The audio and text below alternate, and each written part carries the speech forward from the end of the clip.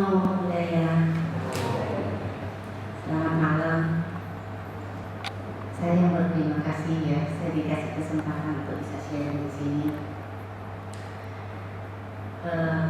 Memang beberapa bulan yang lalu saya diminta oleh sekolah Bina Mulia, ya. Bina Mulia itu tahu saya itu dari acaranya Nenji waktu itu di Gajah Mada. Jadi dia merasa bahwa betapa banyak sekali persoalan yang timbul dari sekolahan akibat ketidakpedulian dari orang tua, sehingga dia merasa bahwa dia mulai duduk dengan guru-gurunya, bahwa guru-gurunya juga adalah orang tua. Jadi kemarin saya diundang untuk memberikan seminar sama seperti yang kita lakukan kepada guru-gurunya, dan mungkin yang akan datang nanti sekitar Desember dia akan undang seluruh orang tua muridnya. Nah, harapan kita apapun yang dilakukan demi suatu kebaikan untuk perbaikan yang lebih baik, ya kita akan dukung gitu. Nah, ini biasanya kemanapun saya pergi, saya selalu berusaha untuk berkomunikasi dengan sahabat-sahabat saya yang di umat Kristen, di umat Buddhis, ataupun yang teman-teman yang dari Islam. Kalau saya diundang ke Surabaya, di situ saya akan tawarin di mana saya punya waktu malam jam sekian, jadi siapa yang mau pakai, siapa yang mau minta saya untuk sharing. Jadi itu kesempatan saya untuk bisa berbagi, dan hari ini saya bersyukur banget saya bisa berbagi di sini. Ya. Jadi saya ngambil satu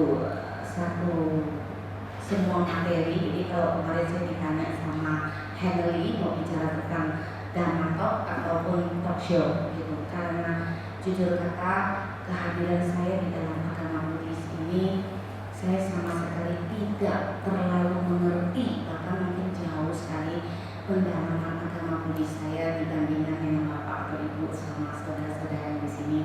Pemahaman saya sangat rendah ya, karena saya jarang sekali mengetahui secara dalam. Tetapi sekarang kehadiran saya cukup memberikan suatu nilai bagi saudara-saudara kita yang di Buddhis. Ya, ketika saya talk show di radio, di Cakrawala dan lain, ternyata karena hal-hal yang saya sampaikan itu begitu sederhana, begitu nyata dengan apa yang saya alami, justru menurut banyak ya para bante-bante itu bilang itu adalah praktek yang sebenarnya. Jadi kebanyakan orang mengetahui teori dulu baru praktek. Jadi mungkin kalau saya punya ini kebalik ya. Jadi saya sudah melakukan dulu, ternyata begitu diunut-unut semua ada di dalam ajaran kita. Nah, termasuk parenting ya, termasuk parenting. Suatu hari saya sendiri pun bingung ya, kalau bicara kenapa sampai hari ini saya bisa menjadi pembicara seperti ini, saya sendiri pun bingung. Saya benar-benar ada satu masa yang membuat saya sangat saya ingin bertanya siapa saya ini ya. Saya terus mencari siapa saya.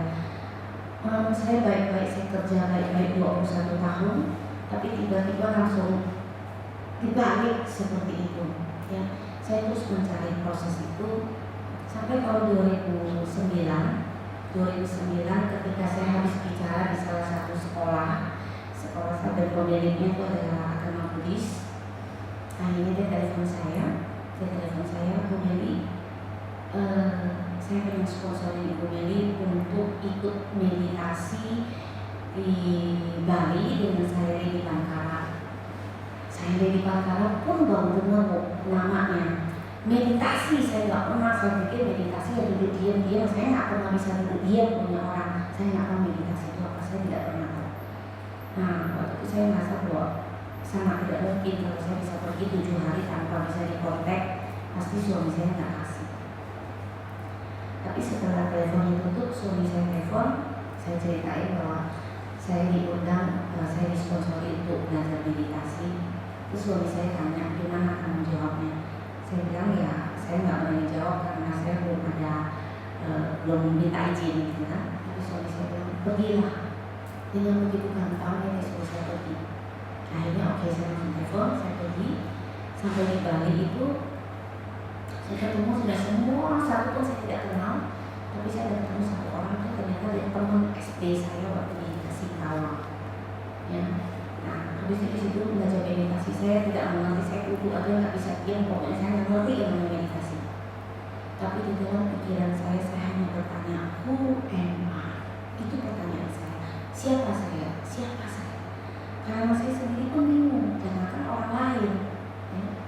Terus akhirnya saya larikan karena dia melihat saya begitu bimbang, ada sesi kami tanya jawab. Saya larikan karena nama saya, for what if you know who you are? Terus saya bilang, saya bingung kenapa saya bekerja di bidang yang sama sekali bukan pegangan saya. Saya bukan sekolah di bidang psikologi, saya tidak pernah kerja menjadi guru TK, saya tidak pernah ngerti. Tapi kenapa saya sekarang lari ke dunia anak-anak? Saya kenapa lari ke situ? Nah, ketika dia bilang, dia cuma naik pesan saya, flow is the wind. Dia suruh saya biarin angin yang terbang.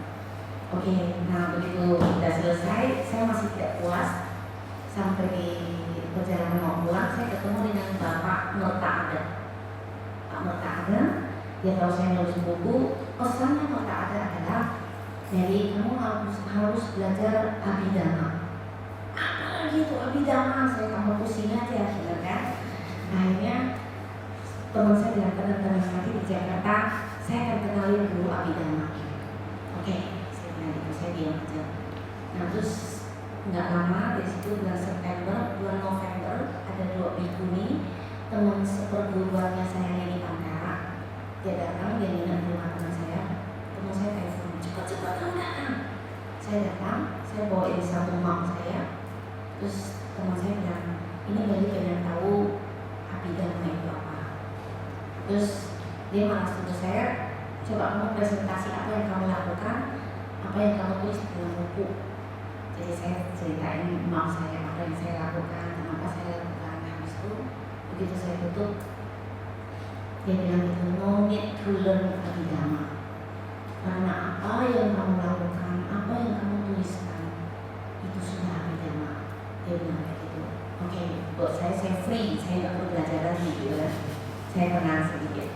Nah ketika saya namaskar sama 2 bikuni itu, satu bikuni ngomong kayak gini, you are not only save Indonesian children, maybe you can save children of the world. Begitu dia ngomong seperti itu, saya merasa bahwa saya punya sini punggung saya diletakkan sesuatu yang sangat berat sekali. Waktu itu saya nangis tersebut. Nah akhirnya saya saat itu saya pikir, oke, banyak sekali anak-anak yang membutuhkan saya. Ya. Nah akhirnya di situ saya bilang, oke, saya akan ikutin angin yang menerbangkan saya kemanapun. Ya, mudah-mudahan itu menjadi satu kesempatan saya untuk bisa berbuat sesuatu. Nah sekarang ketika saya mendengar anak-anak menangis, ketawa, saya selalu katakan, setiap kali saya mendengar anak-anak ketawa, di situ saya mendengar sebenarnya anak-anak itu menangis. Nah, jadi saya pikir kita perlu kerja lebih keras. Ya di situ saya pikir saya harus kerja lebih keras supaya saya bisa datang ke banyak orang tua untuk menyadari bahwa pendidikan anak-anak itu sangat penting. Jadi akhirnya ya itu sekarang menjadi pekerjaan saya. Nah di luar itu saya juga banyak sekali apa yang membuat saya sangat bahagia di kehidupan sekarang ini. Saya merasakan betapa bahagianya saya. Ya.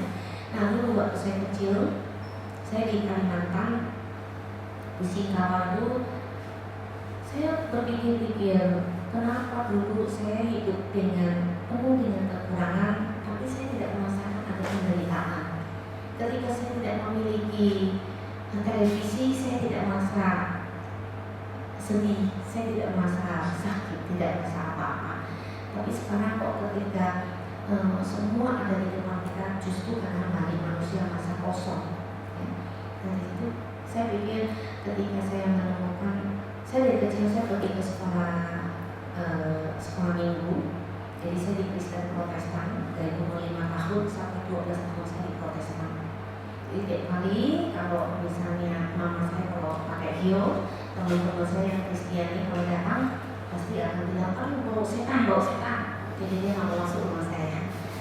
Ya, jadi ketika seperti itu, nah saya begitu saya remaja, saya jadi berpikir kenapa seperti itu, gitu kan. Nah sampai saya ngumpet, saya nggak mau lagi pergi ke gereja. Jadi kalau mereka datang, saya ngumpet ke WC, jadi saya nggak pernah datang.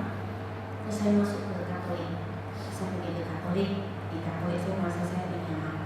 Saya lebih nyaman, itu tidak ada perbedaan antara miskin kaya, gede kecil, semua sama, duduknya sama. Di situ saya lebih nyaman. Dari sampai SMP kelas 3 saya ke Katolik, saya akhirnya ikut belajar katekisasi. 4 kali pertemuan lagi saya harus dipermandikan. Tapi karena saya harus pindah sekolah, saya SMP udah lulus, saya pindah ke Jakarta. Sampai di Jakarta saya masuk ke Stella Maris lagi, minta perpanjangan, jadi saya boleh meneruskan 4 kali lagi saya permandian. Tapi ternyata paroki di Jakarta tidak mengizinkannya karena sudah beda paroki, jadi tidak bisa lagi. Akhirnya saya males, bayangin harus pergi ngeles gitu, saya males, saya nggak pergi lagi, saya tetap pergi di gereja. Sampai saya SMA kelas 3 selesai, hari pertama saya di interview itu sama bos saya namanya Cilekin. Dia tanya sama saya, Meli apa agama kamu? Saya bilang saya Katolik. Dia geleng-geleng kepala. Baru pertama kali dia lihat saya, pertama kali dia ketemu sama saya, dia geleng-geleng kepala. Karena hidupnya kamu ada di Buddha. Enggak, saya Katolik. Saya bilang gitu. Tapi akhirnya sudah, jadi oke lah, nggak usah dipikirin lagi dia gitu kan. Nah, saya kerja sama dia cuma selang berapa minggu. Karena saya dari keluarga miskin, saya datang, dia pulang dari Singapura, dia bawain saya sebuah jam tangan. Satu jam tangan itu, saya nggak yakin bahwa itu adalah barang mahal, ya.